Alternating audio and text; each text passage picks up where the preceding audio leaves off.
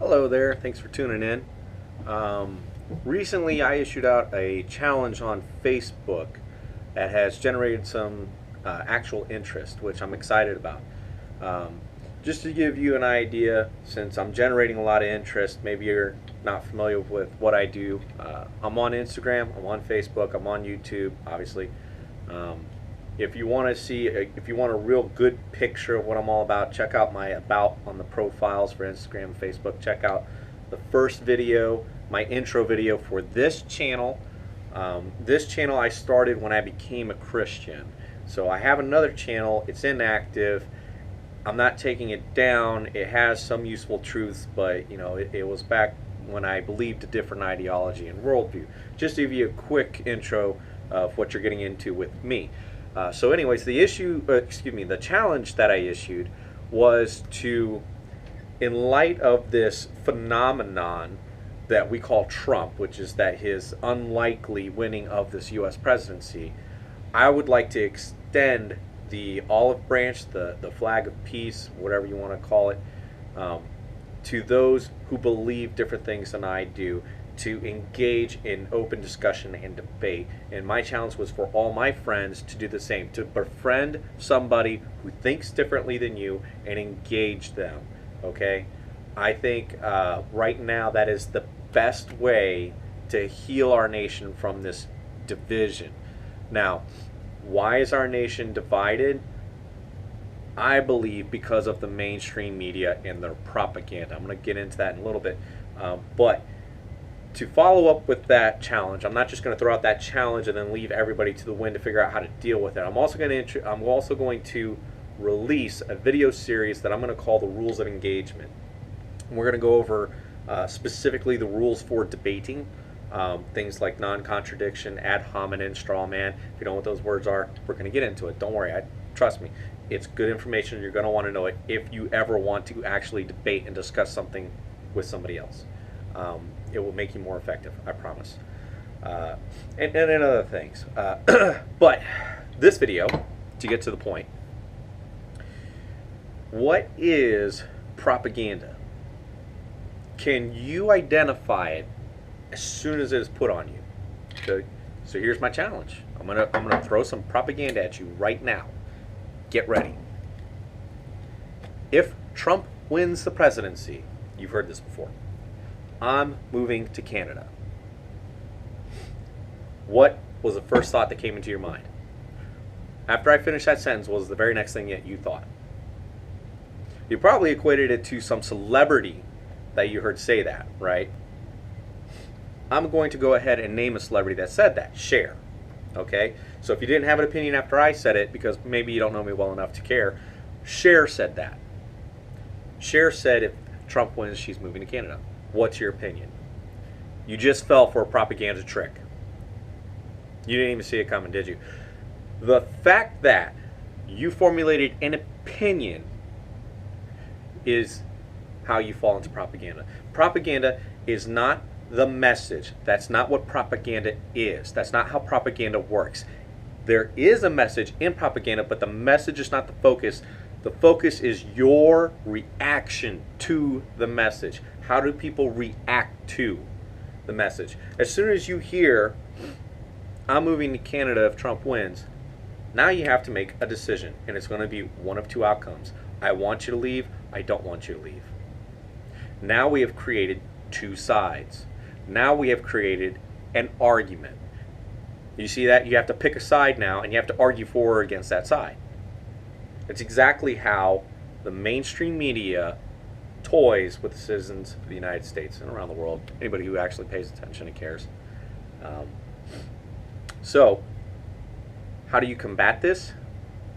Don't have an opinion. I know that's so hard. I know it's so hard to not have an opinion. But here's the thing I want to bring to your attention. You don't affect anything in Cher's life. And Cher doesn't affect anything in your life. Whether Cher moves to Canada or not doesn't affect anything in your life.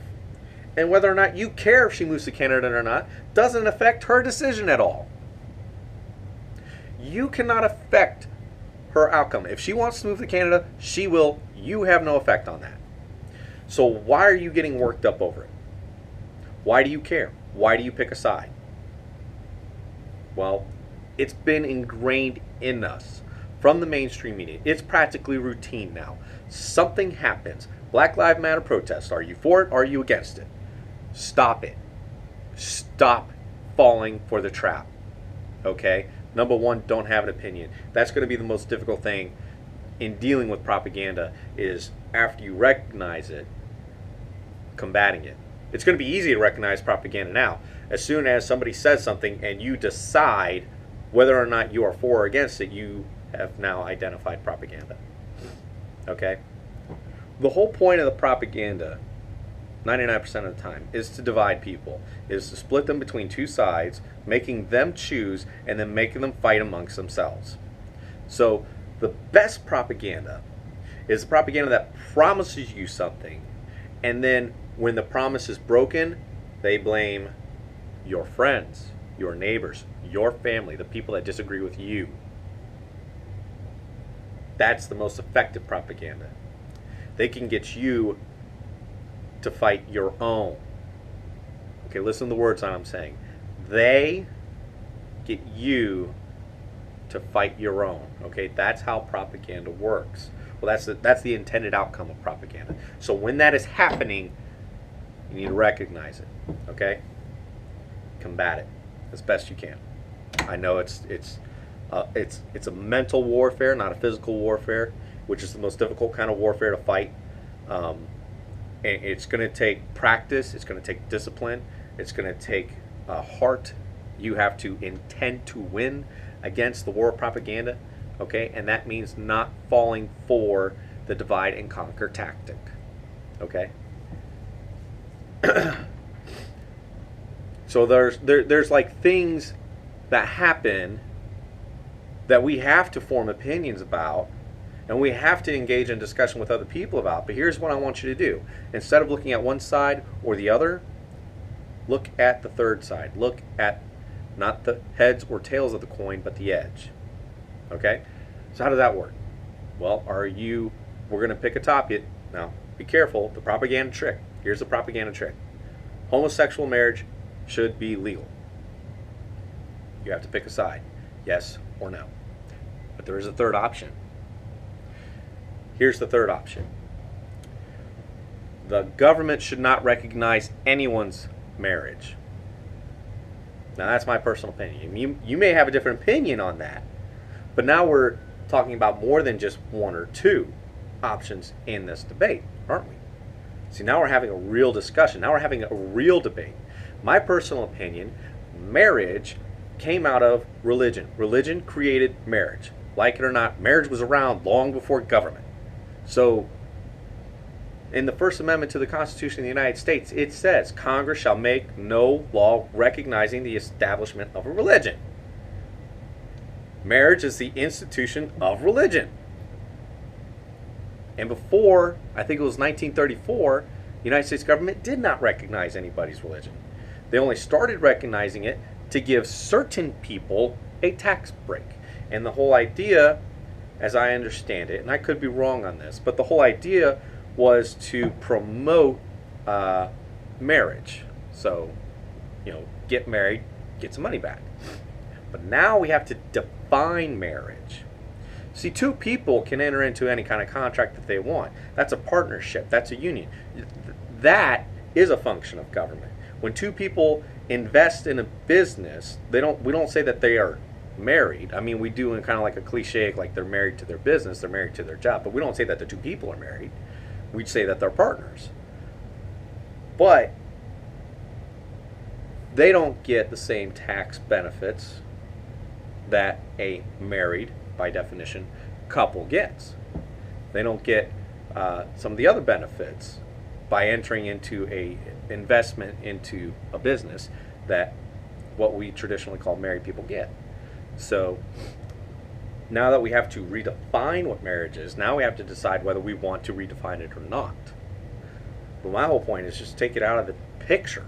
Take it out of the picture. Take marriage out of the equation. Take the government out of marriage. Take marriage out of the government. Remove the two. Everybody wants separation from church and state, right? There's a great place to start. So, and you're entitled to your opinion, and we can have that debate and discussion if you really want to do that. I kind of feel like it's a waste of time because it's never going to affect anything. But I just wanted to give you that as an example for a lot of these other issues that we have to deal with. So try to keep an open mind every time you hear a new story. Every time the news media says this is what's going on and it should or should not happen. Now you have to pick a side. Remember, there's a third option, there's a fourth option, there's a fifth option.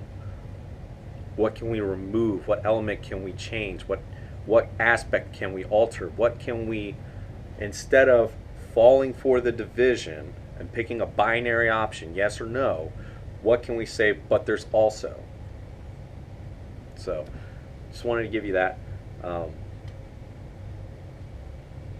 It's probably not as this video is not going to be as interesting as video series that I release later. I just got so much on my mind right now, and I've got a lot of stuff to do. You can see my basement's a little bit of a mess. So that's it for now. I will catch you guys later.